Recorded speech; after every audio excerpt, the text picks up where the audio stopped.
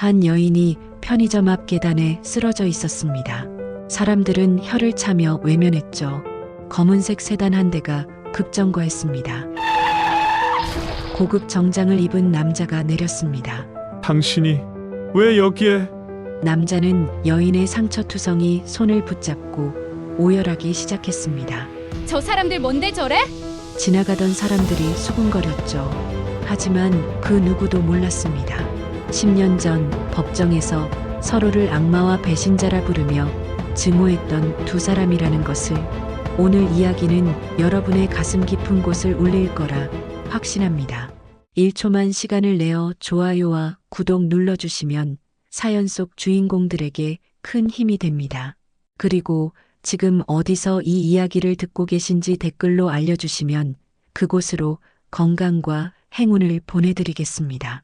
그럼 모든 것이 시작되었던 10년 전 그날의 이야기로 돌아가 보겠습니다. 아침 8시였습니다. 알람 소리가 요란하게 울렸어요. 귓가를 때리는 소리였죠.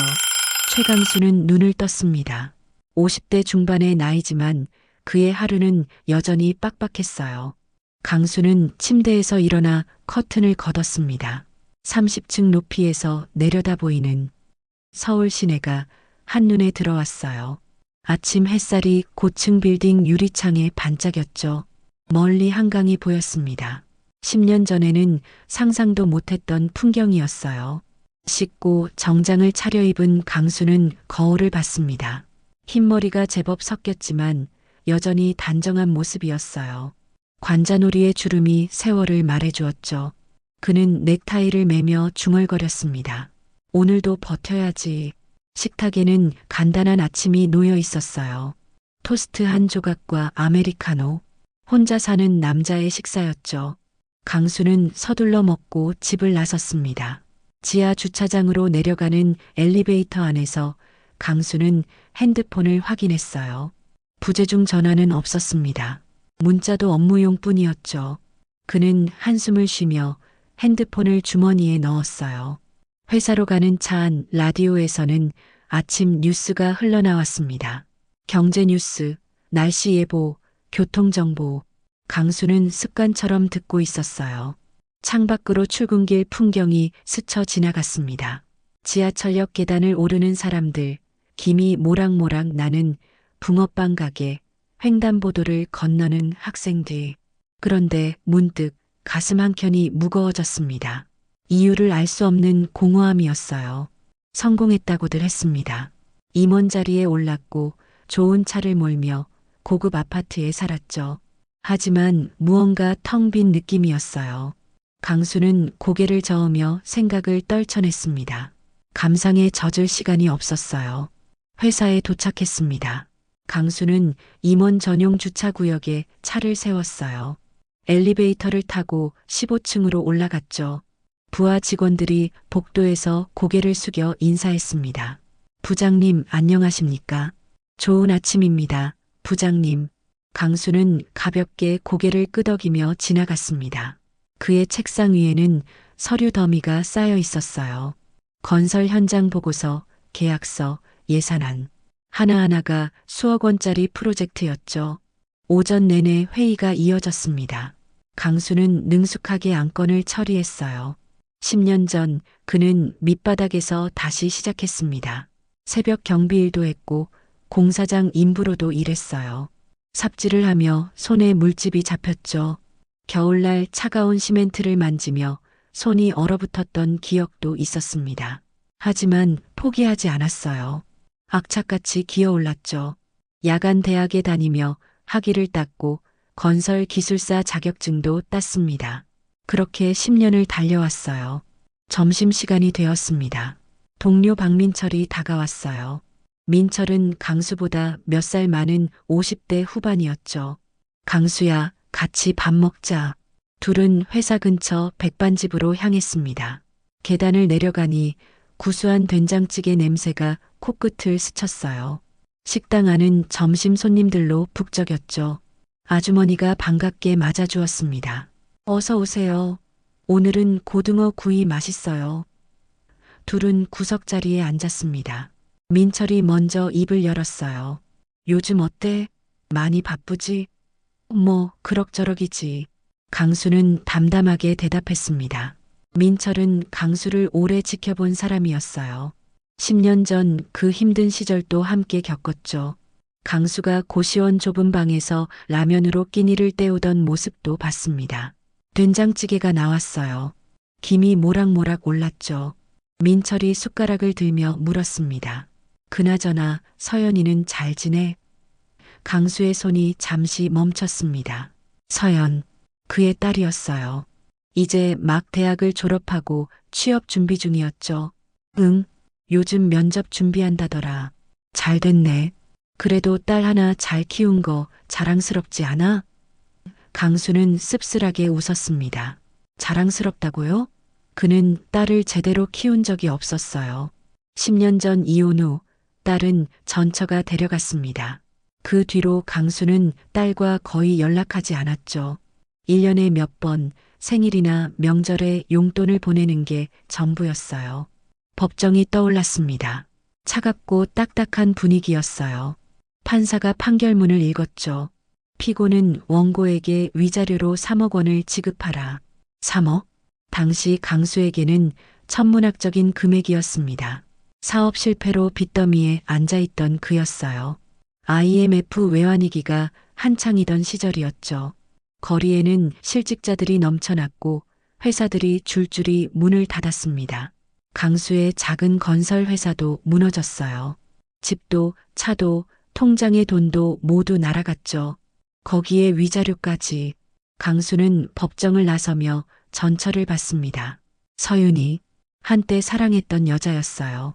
하지만 그날 그녀의 눈빛은 차갑기만 했습니다. 강수는 그 눈빛을 평생 잊을 수 없었어요. 배신감이 뼛속까지 파고들었죠. 내가 원하는 대로 됐어. 이제 만족하냐? 강수가 던진 말에 윤희는 아무 대답도 하지 않았습니다. 그저 고개를 돌렸을 뿐이었어요. 그리고 돌아서서 걸어갔죠. 그날 이후 강수는 윤희를 원망했습니다. 자신을 밑바닥으로 떨어뜨린 여자, 돈만 챙기고 떠난 여자. 10년이 지났지만 그 감정은 여전했어요. 가슴 어딘가에 박힌 가시처럼 아팠습니다. 강수야, 괜찮아? 민철의 목소리에 강수는 정신을 차렸습니다. 그는 고개를 끄덕이며 밥을 먹었어요. 오후 업무가 끝났습니다. 퇴근길이었어요. 강수는 차를 몰며 집으로 향했죠. 라디오를 켰습니다. FM 채널에서는 90년대 가요가 흘러나왔어요. 이문세의 광화문 연가였습니다. 이 거리를 걷다 보면 그대를 만날까? 그 시절 윤희와 함께 듣던 노래였습니다. 데이트할 때 카페에서 이 노래가 나오면 윤희는 따라 불렀어요. 강수는 라디오를 껐습니다. 더 이상 듣고 싶지 않았죠. 신호등이 빨간불로 바뀌었습니다. 강수는 차를 멈추고 창밖을 봤어요. 편의점 앞에 사람들이 모여 있었습니다. 무슨 일인가 싶었죠. 한 여인이 계단에 쓰러져 있었어요. 낡은 옷차림이었습니다. 헝클어진 머리, 초라한 모습이었죠. 지나가는 사람들은 힐끗 보고 외면했어요. 강수는 그냥 지나치려 했습니다. 하지만 무언가가 그를 붙잡았어요. 형언할 수 없는 느낌이었습니다. 심장이 두근거렸죠. 신호등이 파란불로 바뀌었습니다. 뒤에서 경적 소리가 울렸어요. 빵, 빵. 하지만 강수는 차를 움직이지 않았습니다. 그는 여인을 계속 바라봤어요. 여인이 천천히 고개를 들었습니다. 가로등 불빛이 그녀의 얼굴을 비췄어요. 그 순간 강수의 심장이 멎는 것 같았습니다. 그 얼굴, 10년이 흘렀지만 잊을 수가 없는 얼굴이었어요. 서윤이, 그의 전처였습니다. 강수는 차에서 뛰어내렸습니다. 뒤에서 경적 소리가 요란하게 울렸어요. 빵빵, 화난 운전자들의 항의였죠. 하지만 강수는 신경 쓰지 않았습니다. 편의점 앞으로 달려갔어요. 심장이 미친 듯이 뛰었죠. 숨이 가빠졌습니다. 구두굽이 아스팔트를 찍으며 탁탁 소리를 냈어요. 가까이 다가갈수록 확신이 들었습니다. 맞았어요. 서윤이었습니다. 하지만 10년 전의 그녀가 아니었어요. 얼굴은 깊이 패였고 피부는 거칠었습니다. 손은 상처투성이었죠. 옷은 낡아서 곳곳이 해져 있었어요. 머리카락은 헝클어져 있었고 신발은 뒤축이 닳아 있었습니다. 한때 깔끔하게 차려입던 그녀의 모습은 온데간데 없었어요. 강수는 그 자리에 얼어붙었습니다. 입이 떨어지지 않았어요. 목구멍이 타들어가는 것 같았죠. 심장 소리가 귓가에서 쿵쿵거렸습니다. 윤희는 강수를 보지 못했어요. 고개를 숙인 채 계단에 앉아 있었습니다. 편의점 봉지를 꼭 쥐고 있었죠. 손이 떨리고 있었어요. 가을바람이 불어왔고 그녀는 어깨를 움츠렸습니다. 강수는 한 걸음 다가가 이름을 불렀습니다. 목소리가 갈라졌어요. 윤희가 깜짝 놀라 고개를 들었습니다. 그녀의 눈이 커졌어요. 강수를 알아본 거였죠. 놀람과 두려움이 뒤섞인 표정이었습니다. 윤희는 황급히 일어났어요. 봉지를 떨어뜨렸죠. 컵라면 하나가 대굴대굴 계단을 굴러내려갔습니다. 그녀는 뒤로 물러났어요. 마치 도망치고 싶어 하는 것처럼 보였죠. 강수는 윤희의 팔을 잡았습니다. 뼈만 앙상했어요. 살이 하나도 없었습니다. 손에 닿는 팔뚝이 나무 가지처럼 가늘었죠. 강수가 물었습니다. 이게 무슨 일이냐고, 왜 이렇게 된 거냐고. 목소리가 떨렸어요. 윤희는 고개를 돌렸습니다. 강수의 눈을 보지 않았어요. 그저 놓아달라고, 가달라고만 했죠. 강수의 목소리가 커졌습니다. 3억을 받았잖냐고, 그 돈은 어디 갔냐고 물었어요. 윤희는 입술을 깨물었습니다. 대답하지 않았어요. 그리고는 강수의 손을 뿌리쳤습니다. 힘이 약했지만 간절했어요. 윤희는 돌아서서 걸어갔습니다. 비틀거리는 걸음이었어요. 강수는 그 뒷모습을 멍하니 바라봤습니다. 가로등 불빛 아래로 사라지는 그녀의 실루엣이 너무나 쓸쓸했어요. 무언가 잘못됐습니다. 완전히 잘못된 거였어요. 3억을 받았으면 편하게 살 수 있었을 텐데, 최소한 먹고 사는 데는 문제가 없었을 거예요. 그런데 왜 저런 모습으로 거리를 떠돌고 있는 거죠? 강수의 머릿속이 복잡해졌습니다. 10년간 품었던 원망이 흔들렸어요. 뭔가 자신이 모르는 일이 있었던 게 분명했습니다. 그날 밤 강수는 잠을 이루지 못했어요. 침대에 누워 천장만 바라봤습니다. 윤희의 얼굴이 계속 떠올랐죠. 그 창백한 얼굴, 앙상한 손, 해진 옷. 새벽 4시였습니다. 강수는 일어나 거실로 나왔어요. 소파에 앉아 핸드폰을 꺼냈습니다. 민철에게 전화를 걸었죠. 통화 연결음이 길게 울렸어요. 뚜루루루. 민철의 목소리는 잠에 덜 깬 것 같았습니다. 강수는 부탁했어요. 사람 하나만 찾아달라고. 전처 윤희의 사는 곳을 알아봐 달라고 했죠. 민철은 한숨을 쉬었지만 거절하지 않았습니다. 사흘이 지났습니다. 강수는 회사에서 일을 하면서도 집중이 안 됐어요. 서류를 보다가도 멍하니 창밖만 바라봤습니다. 마침내 민철에게서 전화가 왔어요. 찾았다고 했습니다. 청량리 쪽이라고 했어요. 고시원인데 마음 단단히 먹으라고 했습니다. 민철의 목소리가 무거웠어요. 그날 저녁 강수는 청량리로 향했습니다. 좁은 골목길이었어요. 가로등도 제대로 없었죠. 어둠 속에서 고양이 울음소리가 들렸습니다. 야옹, 야옹. 낡은 건물이 나타났어요. 페인트가 벗겨진 간판에 해피고시원이라고 적혀 있었습니다. 해피라는 이름이 무색하게 건물은 낡고 어두웠어요. 강수는 건물 안으로 들어갔습니다. 복도에는 곰팡이 냄새가 났어요. 코를 찌르는 퀴퀴한 냄새였죠. 계단을 올라갔습니다. 삐걱삐걱 나무 계단이 낡은 소리를 냈어요. 3층이었습니다. 좁은 복도 양쪽으로 작은 방문들이 줄지어 있었어요. 5호. 민철이 알려준 호수였습니다. 강수는 문 앞에 섰어요. 숨을 고르고 노크했죠. 톡톡톡. 대답이 없었습니다. 다시 노크했어요. 자신이라고 강수라고 말했습니다. 안에서 움직이는 소리가 들렸어요. 뭔가 떨어지는 소리, 발소리. 하지만 문은 열리지 않았습니다. 강수는 알고 있다고 말했어요. 내가 거기 있는 거 문 열어달라고 했죠. 긴 침묵이 흘렀습니다. 한참 뒤 문이 살짝 열렸어요. 윤희의 얼굴이 문틈 사이로 보였습니다. 강수는 들어가도 되겠냐고 물었어요. 윤희는 망설이다 문을 열었습니다. 방은 너무나 좁았어요. 한 평도 안 되는 공간이었죠.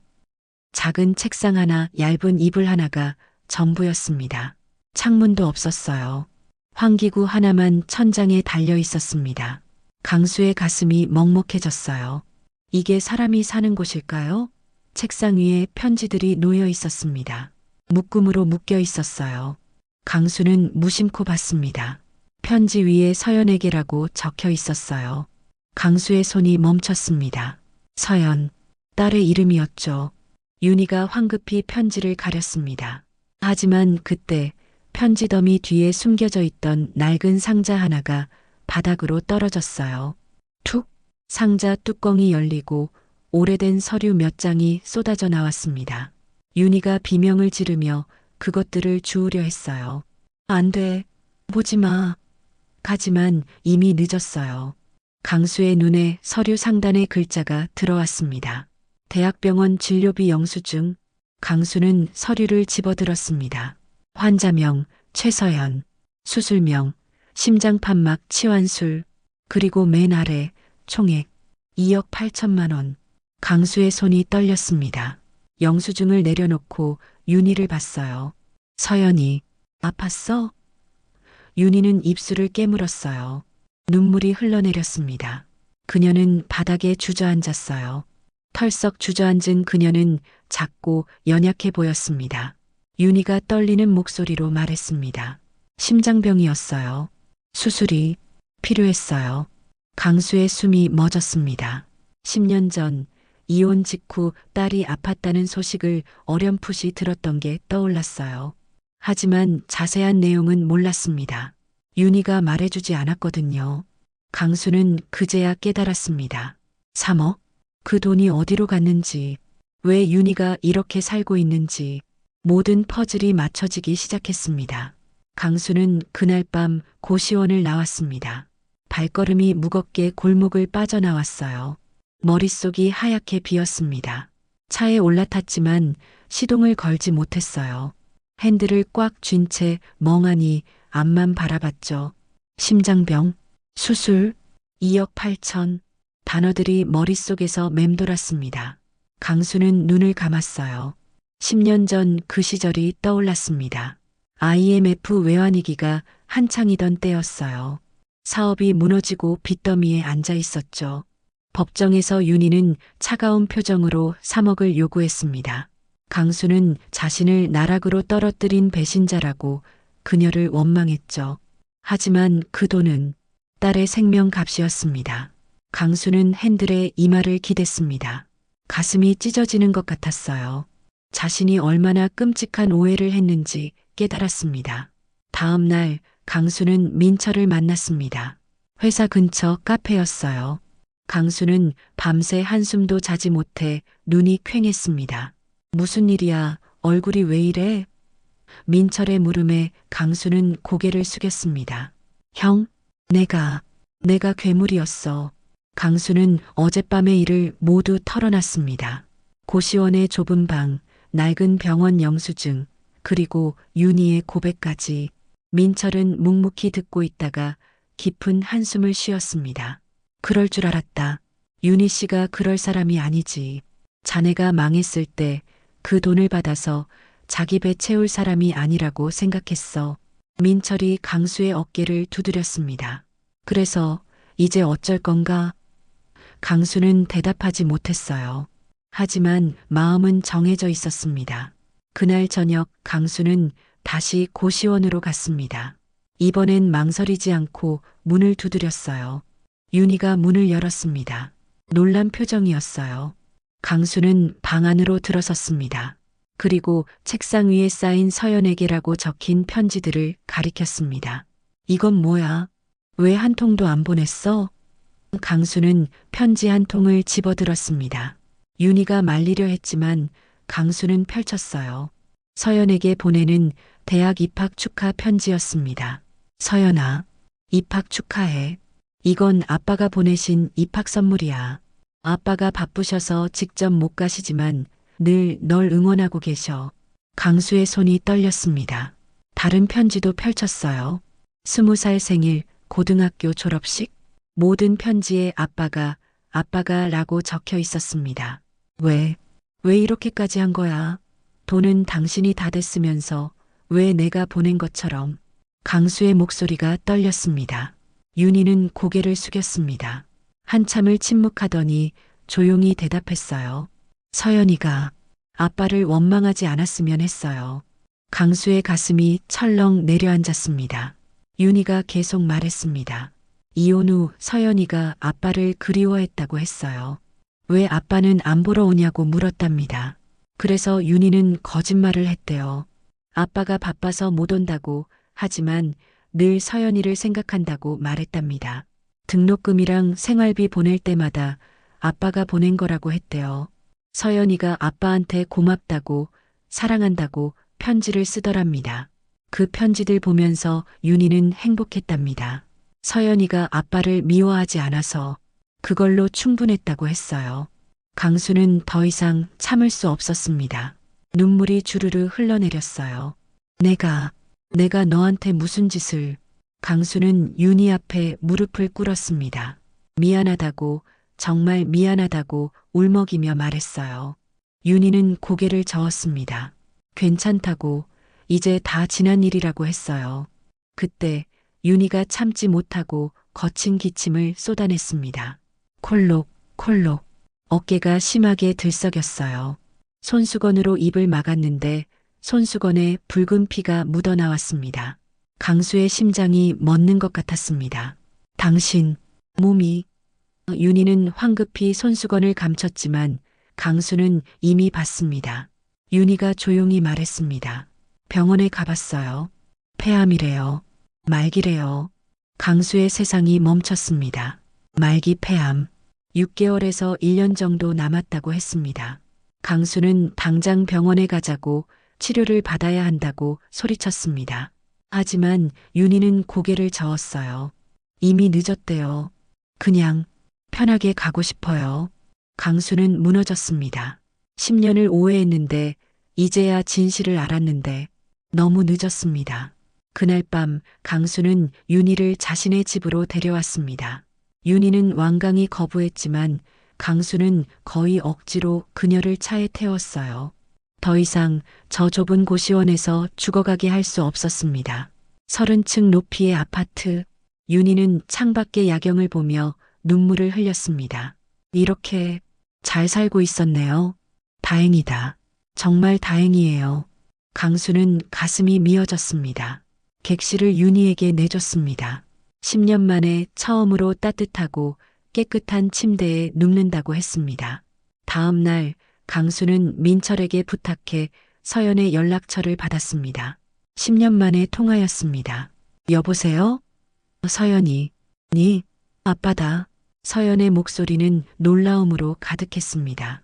아빠라고 부르는 목소리가 떨리고 있었어요. 강수는 만나자고 했습니다. 할 이야기가 있다고. 이틀 뒤 강수는 서연을 만났습니다. 카페였어요. 문이 열리고 젊은 여성이 들어왔습니다. 윤희를 꼭 닮은 아름다운 숙녀가 되어 있었습니다. 서연은 강수를 보더니 어색하게 웃었습니다. 오래간만이에요, 아빠. 잘 지내셨어요? 강수는 고개를 끄덕였습니다. 목이 메어 말이 나오지 않았어요. 마주 앉은 두 사람. 강수는 어렵게 입을 열었습니다. 엄마, 만났어. 서연의 표정이 굳어졌습니다. 강수는 모든 걸 말했습니다. 10년 전에 이혼, 위자료 3억, 그리고 서연의 심장 수술, 수술비로 쓴 돈, 엄마가 아빠인 척 보낸 등록금과 생활비, 그리고 엄마가 10년간 살아온 고시원 방 이야기까지. 서연은 듣고 있다가 얼굴이 하얗게 질렸습니다. 손이 떨렸어요. 커피잔을 놓고 두 손으로 얼굴을 감쌌습니다. 몰랐어요. 저는 아무것도. 서연이 울먹였습니다. 저는 아빠가 보내주신 줄 알고 감사하게 생각했는데 엄마가 서연이 고개를 들어 강수를 봤습니다. 눈물이 가득했지만 그 눈빛에는 슬픔과 함께 원망이 서려 있었습니다. 아빠는 왜 그것도 몰랐어요? 10년 동안 엄마가 그렇게 사시는 동안 아빠는 뭐 했어요? 강수는 서연의 원망을 고스란히 받았습니다. 미안하다. 정말 미안하다, 서연아. 아빠가 다 잘못했다. 강수가 떨리는 목소리로 말했습니다. 그런데 지금은 원망보다 엄마를 만나야 해. 엄마가 많이 아프셔. 서연의 분노가 순식간에 두려움으로 바뀌었습니다. 아프시다니요? 얼마나? 시간이 얼마 없으시단다. 함께 강수의 집으로 향했습니다. 차 안은 침묵이었어요. 서연은 창밖만 바라보며 눈물을 닦았습니다. 집에 도착했습니다. 윤희는 거실 소파에 앉아 있었습니다. 창밖을 바라보고 있었죠. 서연이 안으로 들어왔습니다. 윤희가 돌아봤어요. 그 순간 윤희의 얼굴이 굳어졌습니다. 믿을 수 없다는 표정이었어요. 서연아, 엄마. 서연이 달려가 윤희를 끌어안았습니다. 왜 말 안 했어? 왜 혼자 그렇게 힘들게 살았어? 왜? 서연이 목 놓아 울었습니다. 윤희는 딸의 등을 쓸어주며 함께 울었습니다. 미안해. 엄마가 미안해. 걱정시키고 싶지 않았어. 우리 딸, 이렇게 잘 커줘서 고마워. 모녀는 한참을 끌어안고 울었습니다. 강수는 멀찍이 서서 그 모습을 봤습니다. 10년의 세월이 그 눈물 속에 녹아내리고 있었습니다. 서연은 그날부터 강수의 집에 머물렀습니다. 면접 일정도 모두 미뤘어요. 엄마의 마지막을 지키겠다고 했습니다. 윤희의 상태는 빠르게 나빠졌습니다. 기침이 심해졌고 밥도 거의 먹지 못했죠. 하지만 표정은 편안해 보였습니다. 10년 만에 딸과 함께하는 시간이었으니까요. 어느 날 밤이었습니다. 윤희는 서연을 불렀어요.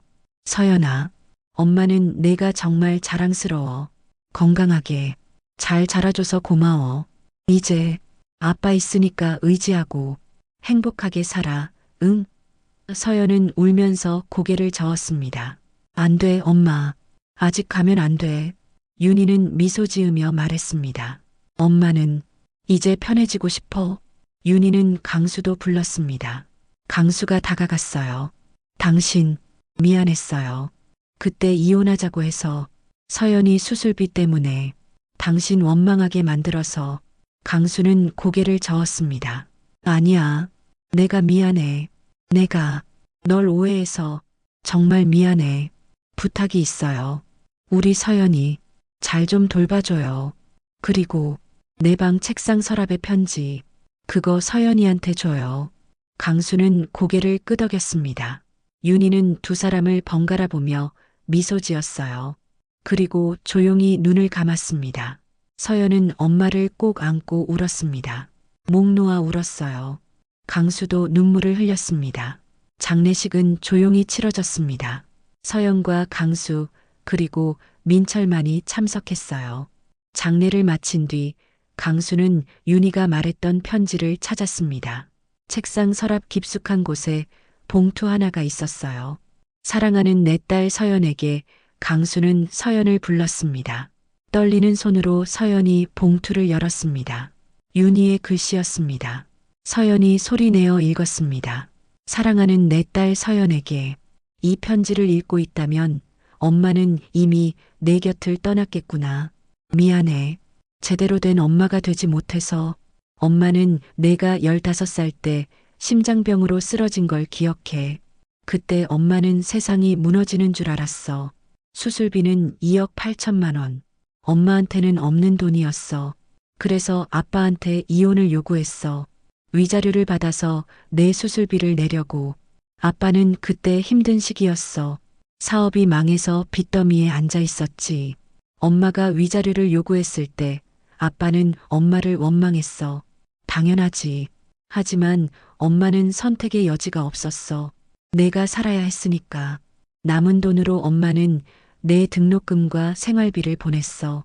하지만 엄마는 내게 거짓말을 했단다. 그 돈이 아빠에게서 온 거라고. 엄마는 내가 아빠를 원망하지 않기를 바랐거든. 이혼 후에 내가 아빠를 그리워하는 걸 봤어. 엄마는 내가 두 부모님을 모두 사랑하며 자라기를 바랐어. 그래서 엄마는 그림자처럼 살았어. 멀리서 너를 지켜봤지. 고등학교 졸업식 때 엄마는 교문 앞에 서 있었어. 내가 친구들과 웃으며 나오는 걸 봤어. 너무 예뻤어. 대학 입학식 때도 갔었어. 내가 밝게 웃는 걸 보니 엄마는 안심이 됐어. 서연아, 엄마는 후회하지 않아. 내가 건강하게, 행복하게 자라는 걸 보는 게 엄마의 가장 큰 기쁨이었어. 이제 엄마는 편하게 쉬려고 해. 서연아, 엄마 대신 아빠한테 잘해줘. 아빠도 힘든 시간을 보냈어. 이제는 아빠가 내 곁에 있을 거야. 그리고 행복하게 살아. 좋은 사람 만나서 사랑하고 가정을 꾸리고 엄마가 못해준 것들을 내가 누리길 바래. 엄마는 언제나 내 곁에 있을 거야. 바람으로, 햇살로, 빗소리로 내가 힘들 때마다 엄마를 불러. 엄마가 들을 거야. 사랑해, 내 딸. 엄마가. 서연은 편지를 다 읽고 주저앉았습니다. 울음이 터져 나왔어요. 강수도 울었습니다. 윤희의 사랑이, 희생이 너무나 크게 느껴졌어요. 한참을 울고 나서 서연이 말했습니다. 엄마의 뜻대로 살겠다고, 행복하게 살겠다고 했어요. 그리고 아빠와 함께 살고 싶다고 말했습니다. 강수는 서연을 꼭 안았습니다. 고맙다고, 미안하다고 말했어요. 그로부터 1년이 흘렀습니다. 강수와 서연은 함께 살았어요. 서연은 취업에 성공했습니다. 강수는 서연을 자랑스러워했어요. 주말마다 두 사람은 윤희의 묘를 찾았습니다. 꽃을 가져다 놓고 근황을 이야기했어요. 강수는 윤희의 이름으로 장학재단을 만들었습니다. 서윤의 장학재단. 가난하지만 심장병을 앓는 아이들을 돕는 재단이었어요. 서연도 재단 일을 도왔습니다. 어느 가을날이었습니다. 강수와 서연은 묘지를 찾았어요. 단풍이 아름다웠습니다. 서연이 묘비 앞에서 말했습니다. 엄마, 잘 지내고 있어요. 아빠랑 사이도 좋아요. 엄마가 바랐던 대로 행복하게 살고 있어요. 엄마 이름으로 아이들도 돕고 있어요. 엄마의 사랑이 계속 이어지고 있어요. 강수도 말했습니다. 윤희야, 고마워. 서연을 이렇게 훌륭하게 키워줘서, 그리고 미안해. 그때 내 마음을 몰라줘서 너의 사랑은 영원히 기억될 거야. 바람이 불었습니다. 나뭇잎들이 바스락거렸어요. 마치 윤희가 대답하는 것 같았습니다. 강수와 서연은 손을 잡고 묘지를 내려왔습니다. 석양이 지고 있었어요. 하늘은 주황빛으로 물들었습니다. 두 사람은 함께 걸어갔습니다. 윤희의 사랑이 만들어낸 새로운 시작이었어요. 돈으로는 끊을 수 없는 인연, 미움보다 강한 사랑, 희생으로 지켜낸 가족. 윤희의 이야기는 그렇게 끝났지만 그녀의 사랑은 계속되고 있었습니다. 오늘 이야기는 여러분께 어떤 의미로 다가왔을까요? 윤희의 선택에 대해 댓글로 여러분의 마음을 나눠주세요. 때로는 우리가 보는 것이 전부가 아닙니다.